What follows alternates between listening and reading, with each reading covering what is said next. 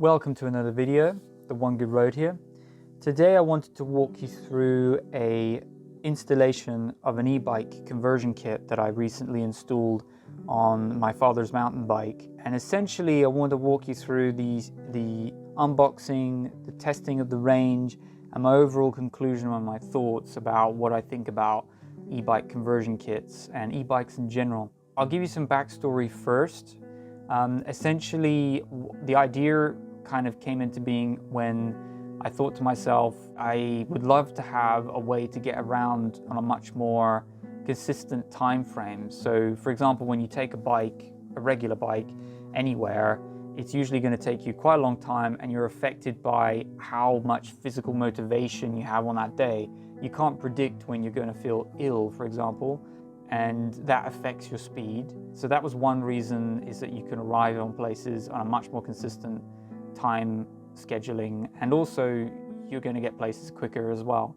The second thing was being able to carry more weight on the bicycle. A lot of cargo bikes, a lot of heavy bikes, they use batteries and motors obviously to get around much more quicker and a much more consistent speed, predictable speed as well. And also you're able to, like, for example, the idea was to be able to go to a local market, take all of our music equipment, and for us to arrive there like full of energy, not completely exhausted up, you know, riding up a 200-meter hill and going down and having to ride back. I don't mind exercising on the way back, but the way getting there is important, to arrive there at a much more consistent time. And on top of that, we were going to charge these batteries via solar. This solar kit I charge via the panels on my roof. So it's basically free energy, no fuel. So that was kind of the idea. And originally I wanted to install this onto my road bike, and I still have that as my goal, to be able to see what the range would be like on a road bike compared to a mountain bike. Most customers go for having a mountain bike conversion kit. It's just like it's a common standard. You can take a regular mountain bike, you can put thinner tires on it, and you almost get very close to having a road bike. And also the installation is generally, at the moment, it's easier to do on a mountain bike, which we'll get into. And actually even going as far as talking about what I think about e-bikes so far, coming from being very skeptical to using them. And also I did spend some time working in an electric bike shop in Australia. Essentially I had some background in it, so that also helped as well with the installation. But even for a beginner, it's actually not that difficult. I was really impressed with what you get in the kit. It's actually quite a lot of items that are included in the one box. Shipping was really quick. I think it took like 3 or 4 days for me, because they have a warehouse in Germany and then they ship it. Anything that's in the EU gets shipped from their German warehouse, but the company is based over in China, roughly Shanghai. So you won't be paying any taxes. They already imported it for you, basically, and then they distribute it in various different locations throughout Europe. Essentially, what do we get in the box? Besides talking about their really decent packaging, I was very happy with that. We obviously get the wheel with the motor. We get the battery with the charger. We get a little carrying case, or a bag that comes with it, which helps with cable management. We get the charge controller and the battery mounting system, which is built into the same thing that fits onto the down tube. We get brake levers. We get the charger to charge the battery. We get a 13 amp hour battery. You get a bunch of different cables being able to plug into, allowing you to connect the screen, the throttle, the pedal assist sensor. So you get an instruction manual. And then actually, in terms of tools, that's actually pretty cool. You get a bunch of Allen keys, crank removal tool, you get a cassette removal tool, and you also get a chain whip tool. And these products, these tools alone, are at least 40 euros if you bought them all individually. So that's pretty neat that they include that in the kit. As long as you've got your bike and this kit, you should be able to install this wherever you are. So that's what you get inside the box. With the motor, I decided to choose a 350 watt, or actually we both came to YOSE Power and I came to the conclusion that a 350 watt motor would be more efficient climbing around hills, I highly recommend you to pick a 350 watt motor if you live in a hilly environment. The speed on the bike is really fantastic. Essentially, when you're climbing uphill, you're around 25 to 28 kilometers an hour. And on a flat, you're going to be going faster than that. So keep that in mind. You're going to be around 30k an hour. Keep that in mind that each country has different rules on what the speed limit can be. And just be streetwise, be conscious. Don't be stupid when you're going through a city, you know. Keep to the speed limits and be logical. I mean, obviously, the weird thing on speed limits is that when you're going downhill, typically any bike rider, whether that's with an e-bike or not, can go up to 40 kilometers an hour, so, or more, 50. So it's kind of a weird thing in my opinion. I think there is some gray area to it. But just keep that in mind for whether you want to have a legal system or not, whether you live in a city or whether you live far away from the city. I went with a 28-inch wheel on purpose because I knew that it would fit on my road bike and all my other bikes in the shed. And I knew it would fit on this Rockrider. But keep in mind, the Rockrider does not come with 28-inch wheels. It comes with 27.5-inch wheels. I decided to go with a rear wheel motor because for me, I knew it was going to be more efficient. I'm carrying more weight on the back of the bike. In my opinion, it's more efficient. I was impressed with the spokes. The spokes are super strong. I was happy with that. I like how with this wheel, you've got a rim brake surface and also you can attach a disc rotor. So you can choose whether you want to use disc brakes or rim brakes. That's pretty cool. Make sure when you're ordering your kit or your wheel, make sure you have to decide or find out whether you've got a free wheel or a cassette on the back. They are not the same. A free wheel will be threaded onto the system versus a cassette, which kind of has like these teeth and it fits on and then it's held on with a locking nut. They're not the same systems. Make sure you get the right one. Make sure you get the right speed, basically. The 7, 8, 9 speed is usually cross-compatible, but if you're going for 10 speed, this could be an issue. So just keep that in mind, what speed you've got and whether your cassette will be compatible with this system. And then the last thing to mention with the whole kit in its entirety like this, how much does it weigh? Essentially, it's going to be adding probably about 6 to 7 kilos to your bike, roughly. That's including the charge controller built onto the battery mounting system, which fits onto the down tube. You've got the motor. The motor itself probably weighs 2.2 kilos. I weighed the wheel and the motor is 3.5 kilos. The battery is 3.2 kilos. I was impressed that this is still quite a lightweight system when you include everything, take into account all of the weight. If you take the battery off occasionally and you want to ride just the bike on its own, it's actually a pretty lightweight system, I reckon. And if you go for the front wheel system, you could just remove the front wheel and put your regular wheel on, and you can maybe have 2 bikes in one. So that's the weight, that's the kit in the box, unboxed, that's everything you get in the box. Let's move on. How do you install this thing?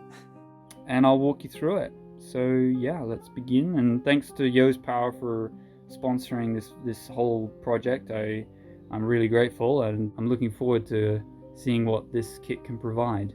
So it goes through the various steps and components that you're going to find in the kit. There's a nice diagram with the battery, which I find very helpful, very clear. And then they're kind of suggesting the first step is to put the charge controller, fix that onto the frame. So we've actually come across our first little dilemma. On this bike, the holes for attaching a bottle cage are actually quite low. So when I take it out, this is what it looks like. And obviously I've got no holes here and here, and I can only get one in. There's no possibility to put any zip ties through. Obviously zip ties wouldn't be strong enough either. So I'll either have to drill a hole and tap some screws through.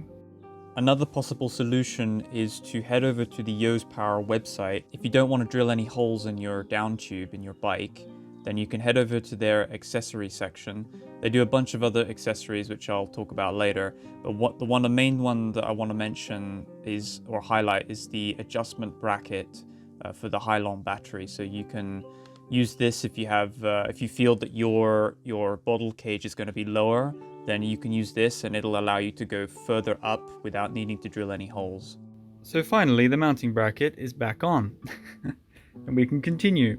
It doesn't mention to use these little tiny washers here, and I just feel that the average person might not realize that I don't know, would I call myself average person? I don't know, but I would say that it's not obvious that this bolt would destroy the plastic if it's forced into it and it'd crack, and then the entire unit, you'd have to re-drill holes. Every bike will be a little bit different, like we had to drill a custom hole up here, but anyway, it's fixed on. It's really secure, which I'm very happy about. It's even more secure than I thought it would be. So these spacers are now in there, and they definitely help. They stop the battery from rocking from side to side, or the charge controller. And by the way, the charge controller is located here, in case anybody's wondering where it is. It's attached via these 4 screws. Right, now the battery is successfully fixed to the down tube of the Rockrider from DECATHLON. We can proceed with the next steps. I believe the next step was to take off the wheel. So the first step is removing the old one. I'm going to just follow the instructions. I already know how to do this, but I'm just showing you guys. It's actually fairly well detailed on how to remove these ones.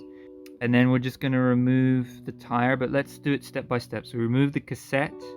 Surprised it hasn't... Oh yes, it mentions here about the disc brake. Okay, so we're going to remove the cassette now. Okay, now we've got the bike upside down, and my cat is helping me at the moment. Hey Blanco. We now will be removing the wheel. Before we start to take the wheel off, it's recommended just to put the derailleur down into the first sprocket, the smallest one. So I thought I'd just show you that the chain whip tool is going to work, and essentially you're going to need either a spanner to go on here, a wrench spanner or a spanner, or you're going to need this tool to get the cassette removal tool to actually engage. So just keep that in mind. This tool is not included. You'll need that in your own bike kit. Right. Now we have it off. It was really tight. Just keep in mind these can be quite stuck on there if they've been there for a while, so get some WD-40. And then we're just going to take all of these off and make sure you get the rotor in the right direction. You see this arrow later? Put some oil on that. Make sure we get it on the right way around. So I was kind of curious as to why there's a little spacer here. I'm fairly certain that you have to remove this. This is obviously where the disc's width would be. I've got a little helper here. He's really helpful. Thanks for your help, buddy. So make sure you line up the arrows with, I would say line up the arrows with the movement of the arrow indicated on the unit. So that's where the force comes in. It's very helpful it puts that on there. And I'm just going to line up the arrow on the discs with that, and then fairly self-explanatory, but I thought I'd just show you how these just go on. I'm not going to fully tighten them just yet. Put them about like that, and then I'll tighten them when they're all on. Right, now we're going to move on to the next step. I'm going to take the old cassette. I'm going to leave the grease on this thread here because it's good for the thread. Now you'll have to thread this through the wire, so if you've got a dirty cassette like mine, just be a bit careful with that. So you're going to need a 19mm and quite a bit of force, so do it pretty tight, not so tight that you can't undo it later, but make sure it's nice and firm and quite tightly secured there. This is Shimano 8-speed and it works really well, so it's on there. And we've got an old Doors bike from the UK with some old rims on it, and I just took the rim tape off that. It's very old, but it will do the job. And you could probably use just masking tape or rim, like you could use an old inner tube maybe. This is probably a good time to mention that you're gonna need to give yourself around a 4-hour period to install this kit onto any bike. Or at least, I think the fastest time you could probably install this kit is around 2 hours, especially for a front wheel system. But for me it took longer because of the complication of me needing to use a different wheel and having to find solutions for that. But normally for the average person, I reckon it would be a 2 to 4 hour job. So give yourself an afternoon to install. I've taken these washers off.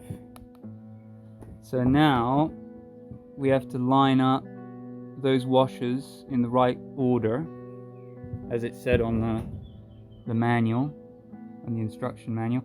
So as I'm in the process of filming, I just want to show you the way that these fit together. The lock nut on the outside, the washer on the outside on the diagram, and then the spacer here, the washer which holds it in place. That's as much as I can get it in on the Rockrider. As you can see, that's really nice and snug. And then I'm just going to thread all of the stuff back on because it was this derailleur hanger was in the way. So it's almost on there. Something else I feel that's worth mentioning is you're going to need a 90mm spanner to tighten these nuts. And make sure they're pretty tight, because this is a lot more torque than would normally go on there. So you want to have it to a pretty high torque, I reckon. So now we're on to the handlebars. Something I noticed is that with the cables that come out, you need to use the original brake cables. I think it's recommended to undo the tension that's being held onto the brake caliper down below. I just wanted to show you that there is another possible solution via the various accessories that YOSE Power offer on their website. This little system here is a brake sensor. So essentially what happens is if you have hydraulic brakes and you want to keep your original brakes on your existing bike and you don't want to use the included ones, you can use this brake sensor. So basically you attach the magnet. So this is a tiny little magnet. It might work in this location here, and you stick it on with the adhesive, and then this is stuck on like this. And every time you pull on the brake lever, it's pulling it away or engaging it. So then that is another solution to turning off your motor safely. Let me tell you, this is incredibly tight on the bike. Right, so now we have the display, the brakes, waxing, d'accord. I've fixed everything down, and I'll show you how it's set up. So we have the brakes here, and then the shifting is happening under there, so it's in a good spot. It's in the same spot as before, and then the display is quite far away, but I might change that. I don't really know. Now the shifter down here is just close enough, right? This is how much room I've got, which is okay. Everything clears. Something I'm noticing I like about this kit is that they color code where these things go into. So you can see that the green display goes with the green one, and then the rest with the brakes, etc. So that's quite nice having it color coded. It's quite helpful. And we'll be fitting this little doodad. This is the pedal assist sensor. Okay. So the way this tool works is that this spindle is going to push off the crank. It's going to engage onto like that. Actually, that's a better way to describe it. So you see that visual? It's a little bit easier, and it's already off actually. Well, pretty much. You can even do it by hand. There, voila. It's detached. Great. Now we only got one crank. That's pretty handy. Another thing that's worth mentioning is that over on the YOSE Power website, they also offer various different other pedal assist systems and sensors. So if your system is not the one which is included with the kit, you can have a look and find out whether this system might be more compatible with your bottom bracket. Okay, now I've put the cap back on. I tightened it as tight as it goes. You can't really push any harder. And the crank is on there. Now this pedal sensor, I read in the manual, it needs to fit into the grooves, and then you see how those grooves have to fit in to the other ones. I didn't see before. Anyway, so that's how you, and then it kind of holds itself very flush with the system, and then you put the crank back on. There you go. It's technically put together. Now I have to, you know, adjust all the gears and the brake. I thought we'd ask Lily what she thinks of the bike kit. Do you have any thoughts about this electric bike kit that we've installed today? No, you're just chilling out, catching lizards. Anyway, back to the bike kit. So we are done. Technically, we are done. There's still some fine tuning I need to do. I have made use of the little bag that comes with the YOSE Power kit. I think it's actually really neat because you can actually access the bag on the other side. So this is the cable management I went for. It's running along the top here, and then we've got it coming through here. It's plugged into the motor there, and I'll show you the other side, and then we've got all of the throttle and the screen up here. So since the installation video, I think we've done about 3 or 4 test rides with it. We've done it where my dad's been testing it. I've done it where we went to a local market, which was a 50k ride, and we tested out its full range of its capacity. And also for the first ride, we tested it just going to a local lake and coming back. I would say the range is actually quite impressive if you consider the fact that it's a very small battery. It's a very lightweight battery. It's only a 13 amp hour battery, but it's still pretty impressive considering its size. You have to consider that. So if I use the full throttle and I basically don't pedal, I was being able to ride, I would say maybe 30 to 40k maximum, maybe with the battery. If you do some light pedaling and you're very conscious about climbing on very easy gradients, then you can go further. So if you do very light pedaling, you can push the range a bit further. We tested it to the local market and we were able to do 50k very easily with 1 bar to spare on the battery.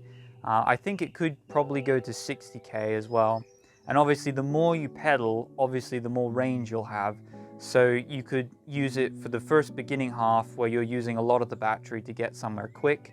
And then for the way back, you can pedal, take your time, go slow. One idea, I think, to extend the range is I think it's worth it to invest in a second battery. That way you double your range. And that way you can charge one battery while you leave the other one on the bike. I think this is what I will do in the future, is to have a look at getting a second battery. The maximum range will probably be about 60k. That's what I'm going to assume. And plus I don't ride it off-road. That'll reduce your range a lot. I'm not riding it on the steepest climbs. I want to ride it on the smoothest, the least steepest gradient. But I think considering it's a mountain bike, and mountain bikes are typically heavier and they have a much wider tire width than on a road bike, I think it's pretty impressive. Will the range be further if I put it on a road bike? This is something I'd like to test in the future, so stay subscribed for that. And if you'd like to receive a discount, if you're interested in purchasing your own kit, you can save a bit of money if you use my discount code. So it's the One Good Road, that is the discount code. And you'll be able to save some money on your kit if you're interested in purchasing your own kit, which I do highly recommend. Even their batteries and the stuff on their website is really well priced against the competition online. I'm really impressed so far. The idea of the e-bike for me is also this mentality of having an extra option where we don't need to use the car and to not rely on the car so much. I mean, I'm charging my laptop, I'm running my TV, and like all these other appliances are using the solar, so I might as well charge a battery and have an e-bike as well for those days where I just want to ride really quickly and just have an easy trip. And then other days I prefer to do sport, so then I'll just ride a regular bike. But we have to see that e-bikes are not going to replace bicycles. This is in my opinion, this is not what it's about. It's about having another mode of transport, something in between a bicycle and a scooter, for example. If you're looking at saving costs, I mean, like if we look at Decathlon's website, and if you buy a brand new e-bike from them, which will probably cost you around 1,000 euros, it obviously makes sense in my mind to just buy an electric bike kit and then buy a second-hand bike, like a Rockrider, for example. You can get those second-hand for about 150 euros or something like this. Maybe even less if you go for a slightly older model. And you could basically have a brand new, a brand new e-bike kit, because the battery is the most important part to buy brand new. You can buy this for, you know, around 500 to 600 euros. So, and maybe about 500 pounds in the UK and $600 in the United States. So this is a no-brainer to me. That for if you want to save costs, getting an e-bike kit and installing it yourself, I think this is the way to go. And plus everything's modular. So you can swap out parts. Like I can change the brakes. I can have a different battery. I can change the motor. You could have 2 motors. It's modular. It's like in a phone. The downside of a smartphone is that the batteries are usually stuck in with glue and you can't remove those batteries. And I think that sucks. So you should be able to remove your battery and upgrade it in the future so that you have a right to repair, basically. And I do recommend this kit for that very reason. It's very modular. Definitely keep an eye out for when I'll be able to install this kit, this very same kit, possibly on my road bike, and we can see what the range might be and various other questions I have. So that's it. Subscribe and leave your comments and your thoughts down below.